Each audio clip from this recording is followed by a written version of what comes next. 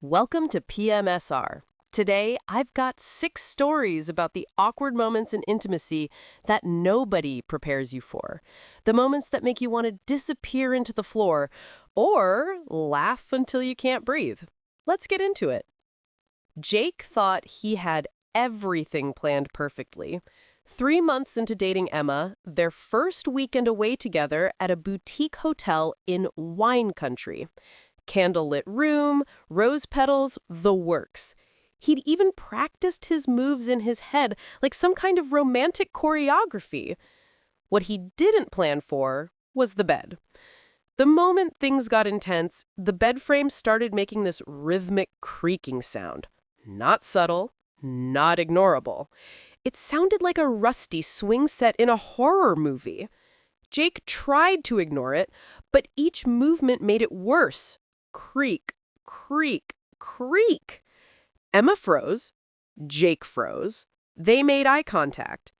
Then she started giggling. Not a polite laugh, a full, body-shaking, can't-catch-your-breath giggle that turned into a snort, which made Jake start laughing, which made the bed creak even more, which made them both laugh harder. They ended up on the floor, crying with laughter, while the romantic playlist still played in the background. The mood was completely destroyed. Jake felt like an idiot. All that planning, all that buildup, ruined by a stupid bed frame. But then Emma wiped her eyes and said, "This is the most fun I've had in months." And she meant it.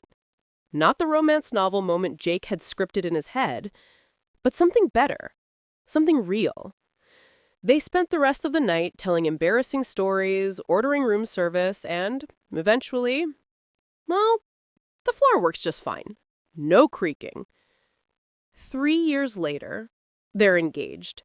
And every time they stay at a hotel, Emma tests the bed frame first. It's their inside joke, their moment. Jake learns something that night. Perfection is a trap. The moments that feel like disasters are often the ones that build something real. The ability to laugh when everything goes wrong. To be vulnerable enough to find humor in humiliation. That's intimacy too. All right, next one. Priya had been dating Marcus for 6 months when they decided to take things to the next level. Both of them were nervous. Both wanted it to be special. They'd talked about it, planned it, made sure they were on the same page. What they didn't talk about was sound effects. Specifically, the kind of sounds bodies make when physics gets involved.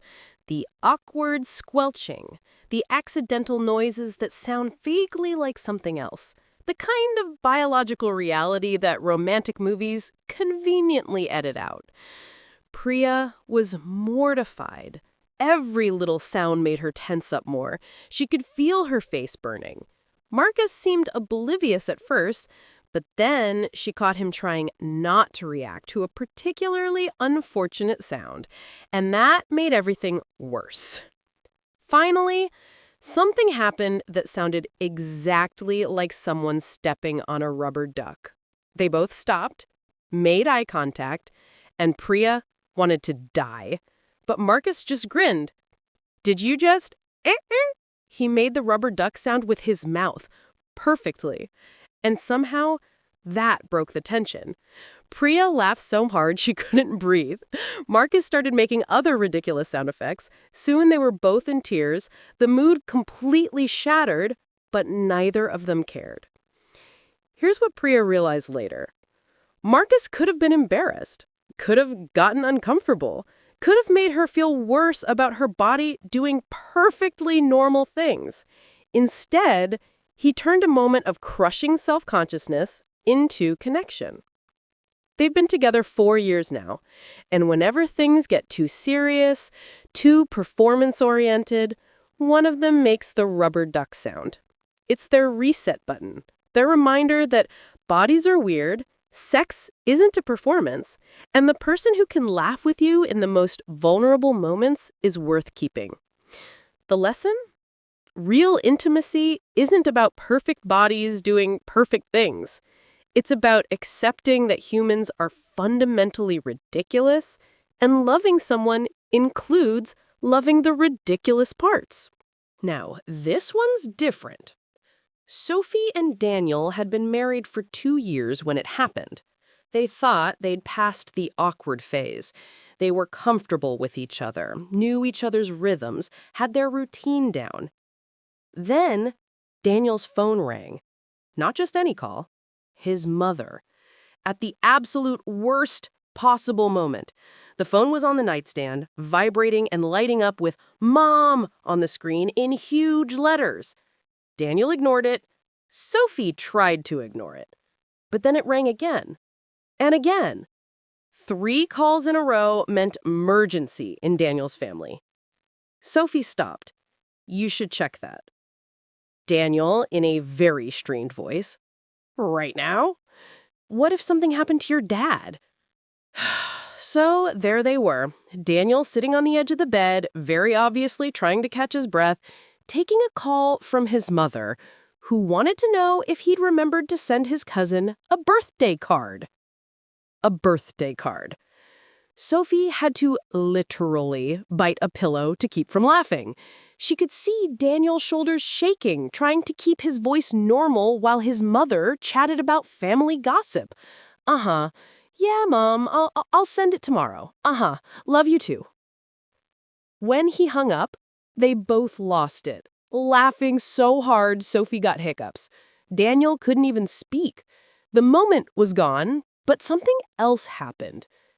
They started talking, really talking, about boundaries with family, about how they both had this instinct to drop everything when parents called, even when it made no sense, about how they needed better phone etiquette. That conversation led to others, about expectations and priorities and what they needed from each other, all because of one absolutely ridiculous interrupted moment. Daniel's mom still calls at random times, but now his phone stays in another room after 9 p.m., and whenever they see her contact pop up at an inconvenient time, they both crack up. Sometimes the universe throws you a moment so absurd that it forces you to communicate about things you've been avoiding. That's a gift, even if it doesn't feel like one at the time. If you're enjoying these, subscribe to PMSR. More coming up. Tyler had been seeing Jess for a few weeks when they decided to spend the night together for the first time. Everything was going well. Great chemistry, genuine attraction, all the right signs. Then, Tyler's cat decided to make an appearance. Not just entering the room, full involvement, jumping on the bed, walking across them, meowing loudly, trying to get between them like a furry, judgmental chaperone. Tyler tried to ignore it, just tried to ignore it, but the cat was persistent and heavy and very vocal about being excluded from whatever was happening. Finally, the cat sat directly on Tyler's back and started purring like a motorboat. Jess started shaking. Tyler thought she was upset. Then he heard the snort. She was trying so hard not to laugh that she'd given herself the hiccups. Tyler rolled over, dumping the cat onto the floor. "Mr. Whiskers is a cockblock." "You named your cat Mr. Whiskers?" She was fully laughing now. "He came with the name. I adopted him." This led to a 10-minute conversation about Mr. Whiskers' backstory, why Tyler had adopted a 13-year-old cat with diabetes, and how Mr. Whiskers had very strong opinions about Tyler's dating life. The cat sat on the dresser, watching them with obvious disapproval. They eventually locked Mr. Whiskers out of the room, but the mood had completely shifted. Less nervous, more comfortable. They spent half the night talking, laughing, sharing ridiculous stories about their lives. Jess told Tyler later that the moment with the cat was when she knew she wanted to keep seeing him. Not because of how he handled it, but because of what came after. The conversation, the vulnerability, the genuine laughter. They've been together 2 years now. Mr. Whiskers has grudgingly accepted Jess, though he still gives Tyler judgmental looks. And every time they tell the story of their first night together, it starts with, So this cockblock cat? Here's the thing. Awkward interruptions reveal character. They show you how someone handles disruption, how they recover from embarrassment, whether they can pivot from romance to humor without getting defensive or weird. Okay, this next person, wow. Rachel had been dating Chris for about 4 months when they took a weekend trip to his family's cabin. Romantic, private, perfect setup. They'd been building up to this. The tension was real. First night there, everything's going great. Then Rachel's body decided to betray her in the most spectacular way possible. She farted. Not subtle, not deniable, loud, unmistakable, absolutely no way to pretend it didn't happen. Rachel wanted to die. She actually considered faking a medical emergency just to escape. Her face was so hot she thought she might spontaneously combust. Chris went completely still. Rachel couldn't even look at him. She was already planning how she'd pack her stuff and call an Uber from the middle of nowhere. Then Chris started laughing. Not mockingly, genuinely cracking up. Oh my God, you look so horrified. I've been trying not to fart for like an hour. Rachel couldn't believe it. What? I had that gas station burrito for lunch. I've been clenching for my life. And then he farted on purpose, loud. They both lost it, laughing so hard Rachel couldn't breathe. All the tension, all the performance anxiety, all the trying to be perfect pressure just evaporated.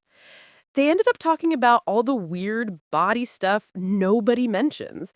How everyone's trying to be this perfect Instagram version of intimacy, when real bodies are gross and weird and completely unpredictable. Chris told her about the time he got a cramp mid-makeout with his college girlfriend and had to hop around the room for 5 minutes. Rachel told him about the time she sneezed and accidentally headbutted a guy. They swapped horror stories and laughed until their faces hurt. That night became one of Rachel's favorite memories. Not despite the awkwardness, but because of it. Because Chris's response showed her who he really was. Someone who could laugh at reality. Someone who didn't need her to be perfect. They're married now. And one of their wedding vows, whispered during the ceremony so only they could hear, was, "I promise to never make you feel bad about your human body doing human things." That's intimacy. Not the absence of awkwardness, but the presence of acceptance. The ability to be gross and weird and embarrassingly human with someone who sees all of that and chooses you anyway. Last one. Kevin had been seeing Amber for a couple months when they decided to try something they'd seen in a movie. Seemed romantic, seemed spontaneous, seemed like a good idea. They tried to have a moment in the shower. Here's what movies don't tell you about shower sex. It's a logistical nightmare. Water in faces, temperature disagreements, height differences become mathematical problems. Everything's slippery. Someone's always cold. It's like trying to solve a physics equation while waterboarded. Kevin slipped. Not badly, but enough to grab the shower curtain for balance, which ripped half the shower curtain rod out of the wall. Water everywhere. Soap everywhere. Kevin's elbow hit the cold water knob, turning the shower into an ice bath. Amber shrieked, Kevin swore. They both scrambled out of the shower, soaking wet, freezing, covered in soap suds, standing in a bathroom that looked like a water park accident. They stared at each other. Then at the destroyed bathroom. Then back at each other. Kevin started laughing first, that helpless, breath-catching laugh that comes from absolute disaster. Amber joined in. They slid down onto the bathroom floor, soaking wet, laughing so hard they couldn't see straight. "We are so bad at this," Amber managed.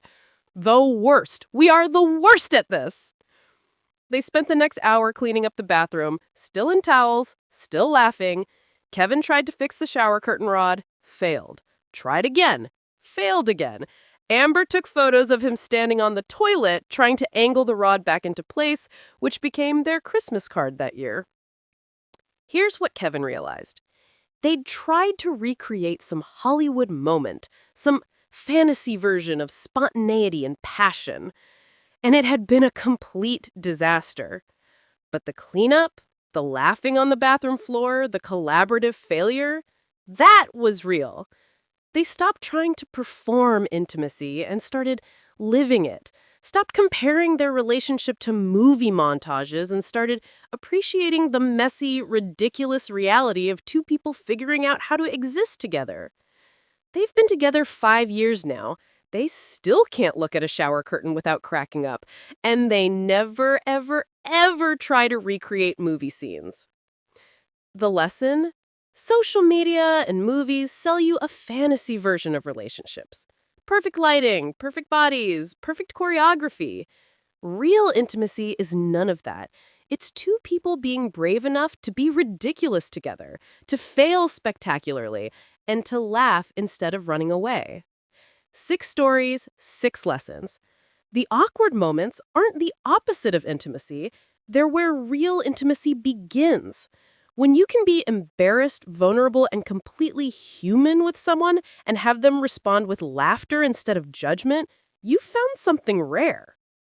Which story hit you hardest? Let me know in the comments. And subscribe to PMSR for more stories about the reality behind the fantasy. See you next time.